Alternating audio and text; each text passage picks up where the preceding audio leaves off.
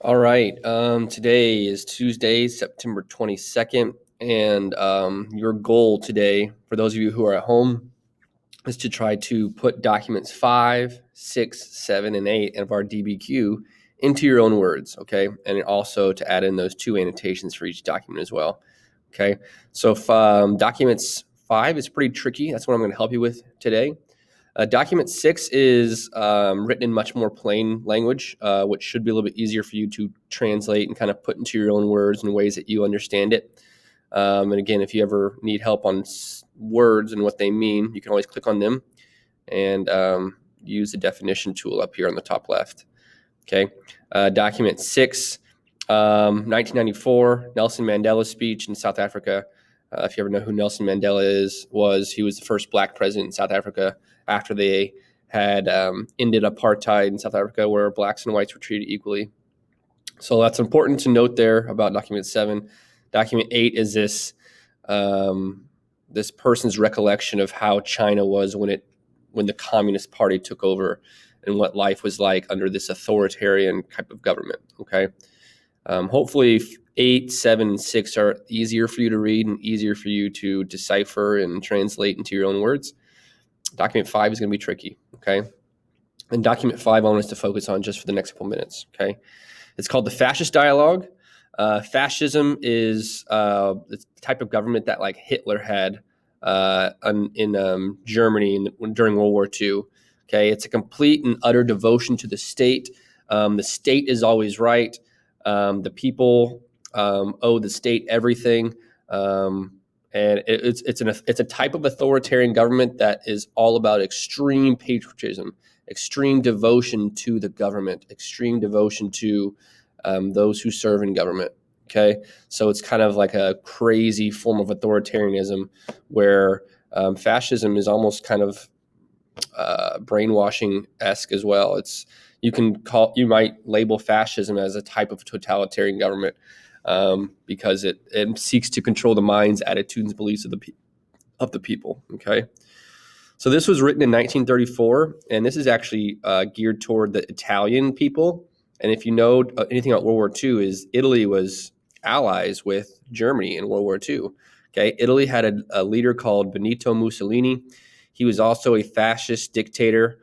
Him and Hitler bounced ideas off one another, and they thought alike. That's why they were allies, because they had similar government types. They were both authoritarian in nature. They were both fascist, meaning they both believed that everyone should be devoted to the state. Okay, and you're going to see some weird language in this document, but hopefully I'll help you break it down a little bit. Okay, number 1, it says, so these are the goals of fascism that were published for the Italian people to kind of understand and adhere to. Okay, number 1 says, know that the fascist, and in particular the soldier, must not believe in perpetual peace.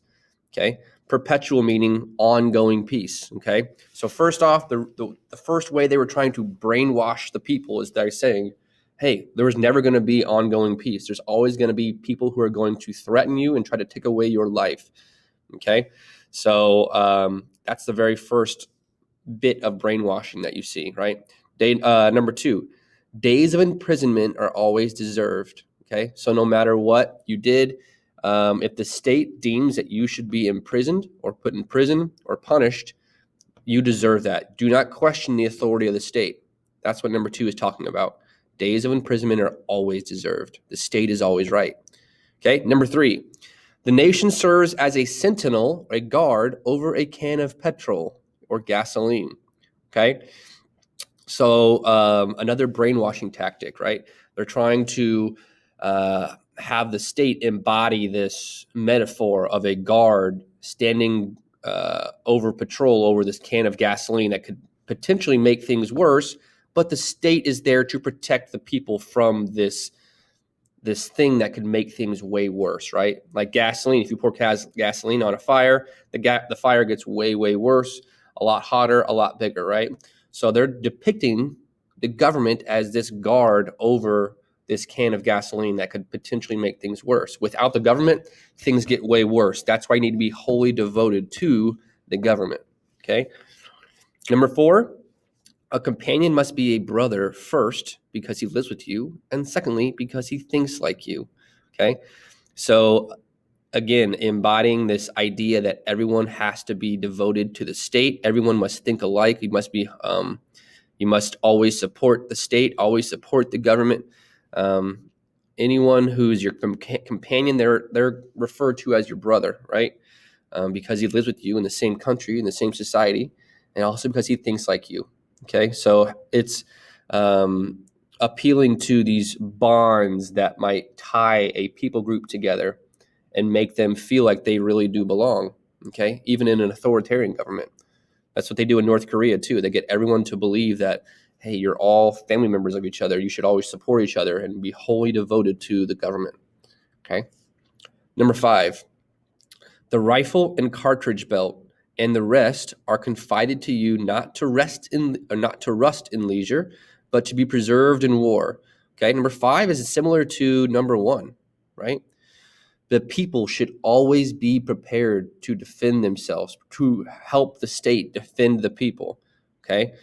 So if you're given a rifle and a cartridge in an authoritarian government, you should be prepared to use it in war to protect. Okay. Again, it's like a fear mongering tactic. If you get the people to believe that they are always going to be constantly threatened, then they're going to have to turn to the government in order to be protected, right? It's kind of a very Hobbesian way of thinking. If the people believe that they are always under threat of being killed or under threat of being in a state of war, then the government is the only thing standing in the way between life and death, right? So always be prepared to defend, right? Number 6, do not ever say the government will pay because it is you who pay, and the government is that which you willed to have and for which you put on a uniform. Okay. Number 6 is kind of talking about like how the government has the ultimate authority here. Don't ever question the government. Don't think that the government owes you something, because the government is here to protect you, and that is the ultimate form of purpose for the government. And so don't question it. Don't question the authority of the government. Okay. The government, if it has given you anything, you are lucky. You are willed to have it, right? That which you have willed to have. The government has given you everything you have, and you should be able to be prepared to be put on a uniform in defense of that government. Okay? Very authoritarian language there. Number 7, discipline is the soul of armies. Without it, there are no soldiers, only confusion and defeat. Okay? So, talking about how important discipline is to the state, right? If everyone is on board with this and everyone supports the state, then things will go well. If there's any confusion or any doubt upon the government's authority and what the government can do for you, then only confusion and defeat. Okay, so it's kind of talking about the nation as a whole there, not just armies. Number 8, Mussolini is always right. That one's kind of easy to decipher. But the dictator, Benito Mussolini, he's always right, never wrong. Authoritarian language. Number 9, for a volunteer, there are no extenuating circumstances when he is disobedient. Okay, reinforcing the idea that there is no excuses for anyone to be disobedient in an authoritarian government. Everyone must be obedient to the authority of the state. Okay. Number 10, one thing must be dear to you above all, the life of the Deuce or Mussolini. Okay. And this stuff it's the same ideology that mirrors what Germans were going through during Adolf Hitler's time. Okay. And this is actually at the same time period of what Germany was going through. Okay. These ideas, these goals were the same of people who lived in Germany. This was the German government's playbook, right? Fascism. You have to value the life of the leader above everything. And everything that you do should be to preserve the life of the leader. Hitler or Mussolini in this case. Okay. So hopefully you got some stuff out of that. Obviously the wording is a little bit weird, but the themes are similar in terms of complete and utter devotion to the government. The government is always right. The government owes you nothing but provides for you anyway. Those are common themes of authoritarian governments. Hopefully that helps you.